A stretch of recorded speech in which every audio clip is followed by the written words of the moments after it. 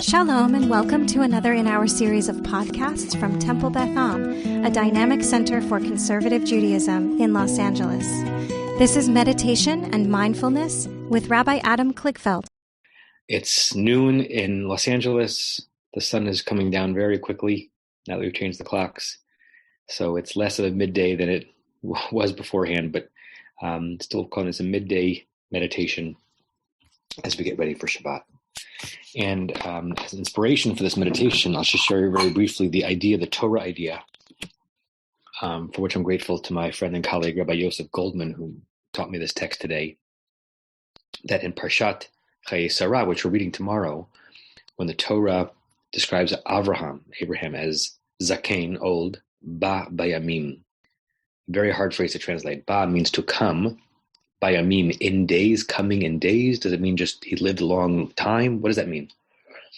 The Sfat Emet, one of the rabbis of the Ger Hasidic dynasty, says Zakein, old, already tells us that he's old. So whatever Ba Bayamim means, it can't mean just something related to his age. It has to do with how he went through his days. And his understanding of it is Abraham came through his days. In what way did he come through his days?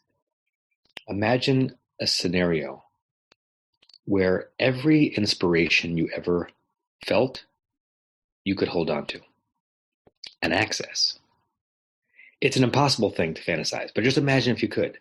Every moment of inspiration from every teacher, every piece of wisdom, every illumination of your mind that you remembered, held on to, gathered, and had access to at all times, it was always there. I want to suggest that our body and our psyche does that, even if we can't always access it. Sometimes I feel that if I really needed to, I could remember everything that ever happened in my life. Because you think of one moment in third grade and then 10 moments around it just come back to you. It's there. The question is, how do we find it? So this meditation is going to be about trying to find hidden inspirations. Okay. And again, thank you, Rav Yosef Goldman, for that beautiful piece of Torah. I'm going to ask everyone to close your eyes, as I'm doing. Oh, let yourself breathe with sound. Meaning, don't just require yourself to breathe quietly. You can sigh. You can let your voice be a part of your breathing. So it's not just air coming in and out, but emotion. If you think of it that way, when you do it without the sound, you're holding back an emotion. Mm-hmm. It can be a deeper level of cleansing to not just be aware of your breath, but attached to your breath, a vocalization, a word, or just a barbaric yawp, just a sound that comes from deep within your body that expresses something about what this moment is to you.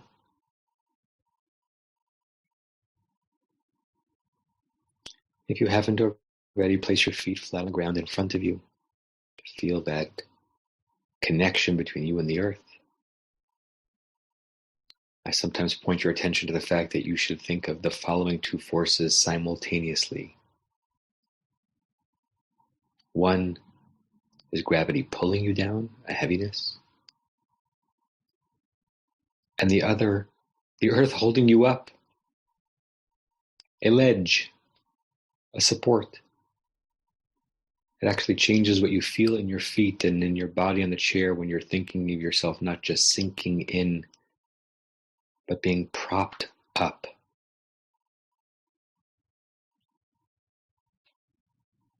And you can think of this moment itself as being one that you are sinking into, but that is also propping you up.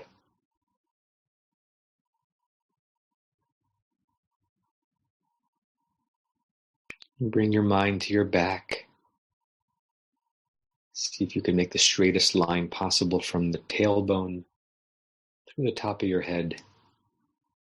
Straight, utterly vertical. You may have to readjust your position a bit to get that. An utter verticality there that allows the rest of your body, your limbs, your hips, your knees, your fingers, even your ears, to droop, to just hang off of that vertical pole.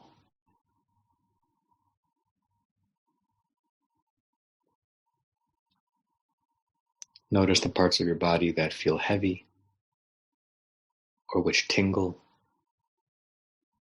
or which just appear into your consciousness even though they weren't there a second ago. A part of your body is saying hello to you. Don't think about why. Just say hello back. And what part of your body remains in slumber, a part of this meditation, but sleeping through it? It might need it.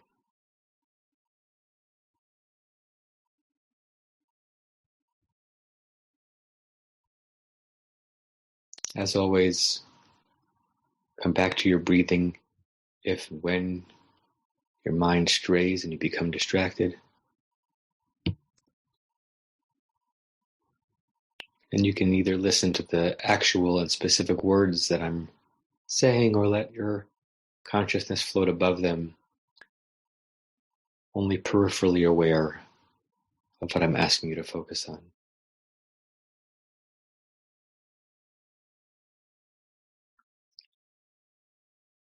I want you to imagine your mind as kind of a closed system with many, many windows.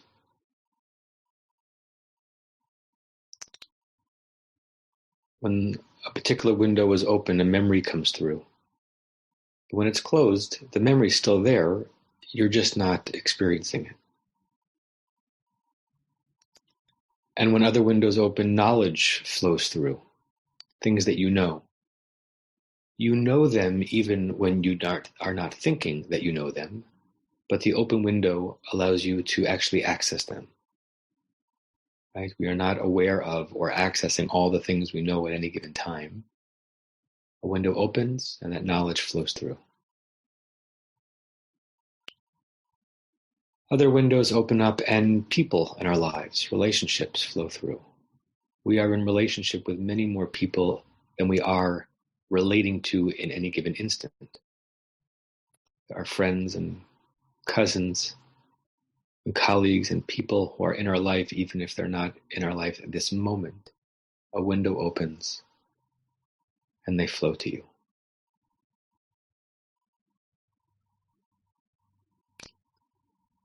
And I want you to literally picture yourself go to a window. And however you're constructing this in your mind, that it is your mind in this closed system, but you are going to a window and you open that window. See that window in your mind's eye. What does it look like? How big is it? What's the shape?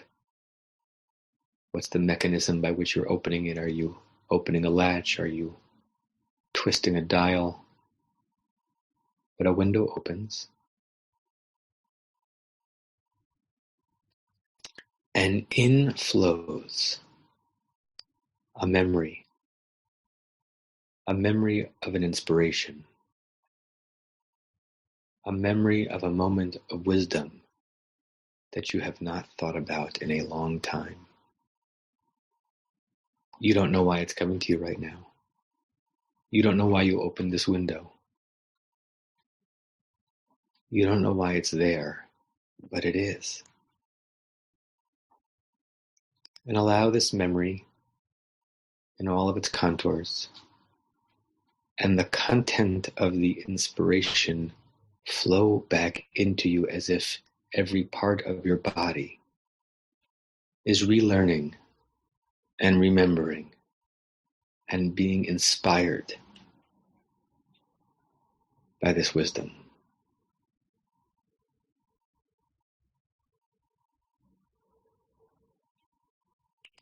What does it feel like to think about this again and be surprised that you are?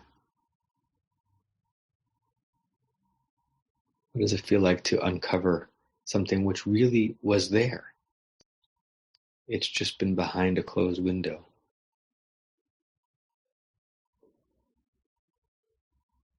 And who or what is pulled along in this window? What person or people are attached to this moment of inspiration that are also now in your consciousness?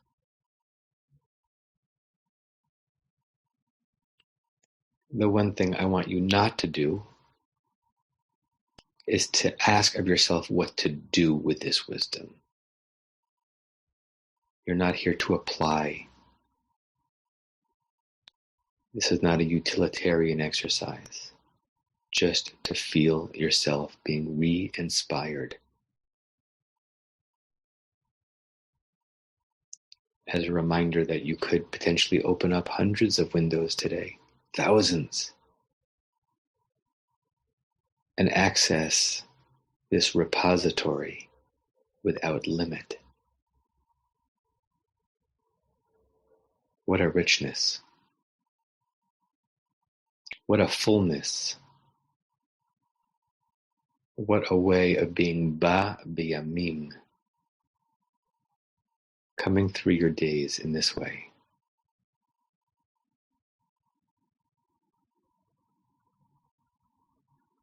And before we go into a few minutes of quiet, ask yourself what it would take to make this particular window just more easily found the next time. Easily located in your bank, so that when it is time to draw upon it, you can.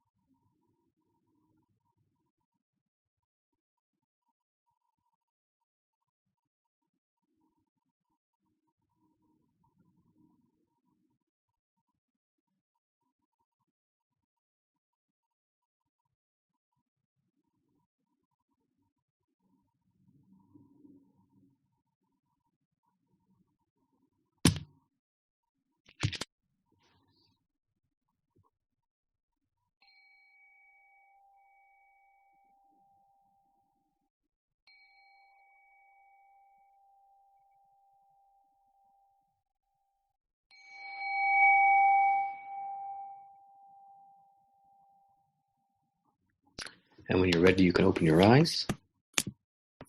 We'll pull up this closing meditation prayer, which we can recite together. Recite this 3 times. May we and all beings have happiness in the causes of happiness. May we all be free of suffering in the causes of suffering. May we all experience true happiness that has no taint of suffering. May we live in great equanimity, free from burdening attachment to loved ones and contempt for others, but rather with compassion for all. May we and all beings have happiness in the causes of happiness. May we all be free of suffering in the causes of suffering. May we all experience true happiness that has no taint of suffering. May we live in great equanimity, free from burdening attachment to loved ones and contempt for others, but rather with compassion for all. May we and all beings have happiness in the causes of happiness. May we all be free of suffering in the causes of suffering. May we all experience true happiness that has no taint of suffering. And may we live in great equanimity, free from burdening attachment to loved ones and contempt for others, but rather with compassion for all. Say namaste and shalom. You have been listening to another in our series of podcasts from Temple Beth Am, a dynamic center for conservative Judaism in Los Angeles. If you enjoy these podcasts, we invite you to write a review on the Apple Podcast site or wherever you get your podcasts. For more information about Temple Beth Am Los Angeles, go to tbala.org.